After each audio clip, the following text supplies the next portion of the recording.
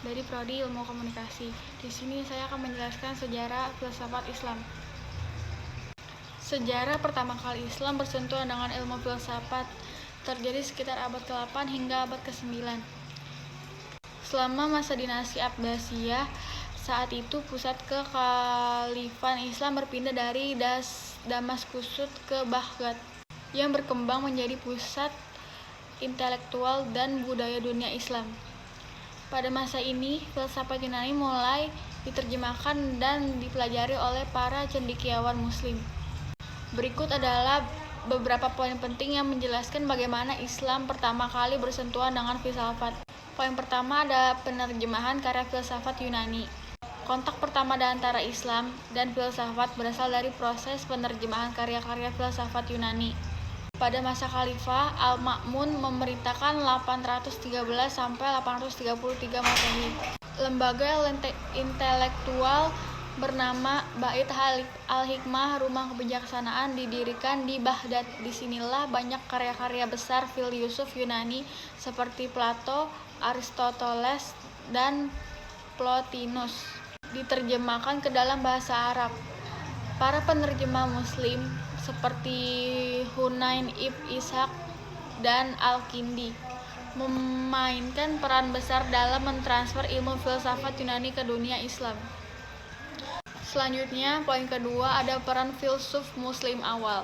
Setelah penerjemahan karya-karya tersebut, muncul generasi filsuf Muslim yang mulai memadukan pemikiran Islam dengan filsafat Yunani. Salah satu filsuf Muslim pertama yang memainkan peran penting adalah Al-Kindi, 801 sampai 873 Masehi, yang dikenal sebagai filsuf Arab. Al-Kindi adalah salah satu dari banyak cendekiawan Muslim yang berusaha memahami dan mengintegrasikan filsafat Yunani, terutama Aristotelianisme. Dengan ajaran-ajaran Islam, dia mencoba menjelaskan bagaimana konsep filsafat seperti metafisika, logika, dan etika dalam kerangka pemikiran Islam. Poin ketiga ada persoalan teologis dan filsafat. Dalam interaksi ini muncul perdebatan di kalangan ulama tentang apakah filsafat sesuai dengan ajaran Islam. Sebagai ulama, khususnya kelompok Mu'tazilah, menyambut baik filsafat karena mereka meyakini bahwa akal dan wahyu akan berjalan beriringan. Mereka menggunakan logika dan rasionalitas dalam menafsirkan ajaran agama, dan pandangan ini banyak dipengaruhi oleh pemikiran Yunani.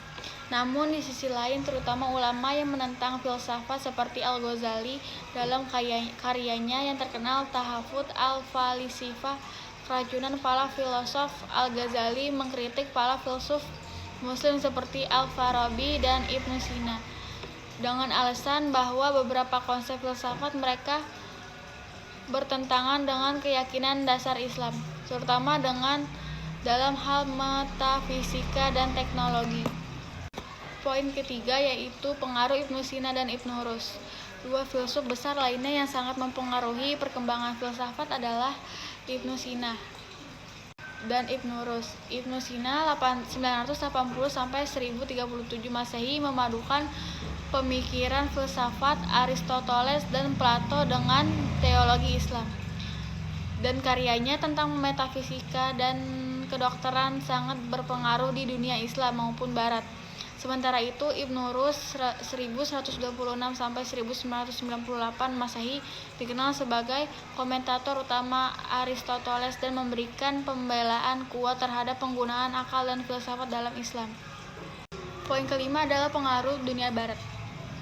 Pemikiran Islam juga diterjemahkan ke dalam bahasa Latin pada abad pertengahan yang kemudian menjadi fondasi bagi perkembangan filsafat dan ilmu pengetahuan di Eropa.